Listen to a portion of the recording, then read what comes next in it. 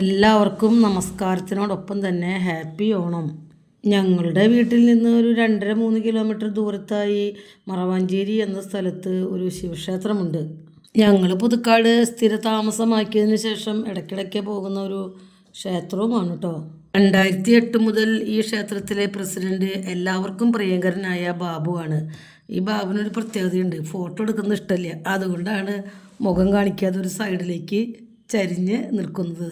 17 വർഷമായിട്ട് ഈ ക്ഷേത്രത്തിൽ എല്ലാ ശനിയാഴ്ചയും 1008 കുടം ധാരയും അതിനുശേഷം പ്രസാദ ഊട്ടും ഉണ്ടാകാറുണ്ട്. വാഞ്ചേരി നാട്ടുകാരുടെയും അമ്പലം കമ്മിറ്റിക്കാരുടെയും പരിശ്രമ ഫലമായാണ് ഇതെല്ലാം ഇവിടെ നടക്കുന്നത്. ഏകദേശം 15 വർഷത്തോളമായിട്ടുണ്ട് ഓണസദ്യ തുടങ്ങിയിട്ട്. ഏതാണ്ട് 1000ഓളം പേർക്കാണ് ഇവിടെ സദ്യ ഒരുക്കാറ്.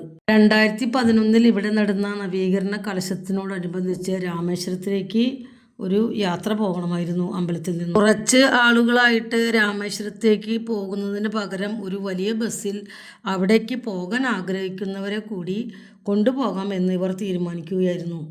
അങ്ങനെ ഇവരുടെ കൂടെ രാമേശ്വരത്തേക്ക് പോകാനുള്ളൊരു ഭാഗ്യം ഞങ്ങൾക്കുണ്ടായി.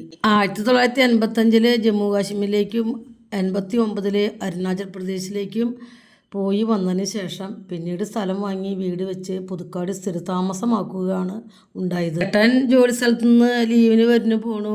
അങ്ങനെയായി കുറച്ച് വർഷങ്ങൾ കടന്നുപോയി. പിന്നീട് ഞങ്ങൾക്ക് കിട്ടിയ ഏറ്റവും വലിയൊരു സൗഭാഗ്യമായിരുന്നു മറവഞ്ചേരിക്കാരുടെ കൂടെ ഇങ്ങനൊരു യാത്ര പോയത്. ഓരോ വർഷത്തിൽ 2 പ്രാവശ്യം അല്ലെങ്കിൽ 3 പ്രാവശ്യമൊക്കെ ആയിട്ട് ഒരു നൈറ്റ് സ്റ്റേ അല്ലെങ്കിൽ 2 നൈറ്റ് സ്റ്റേ അങ്ങനെയുള്ള യാത്രകളിൽ പോയി എന്തുണ്ടായെന്ന് വെച്ചാൽ ഈ നാട്ടുകാരെയായിട്ട് ഞങ്ങൾക്ക് നല്ലൊരു ബന്ധം ഉണ്ടാകാൻ സാധിച്ചു.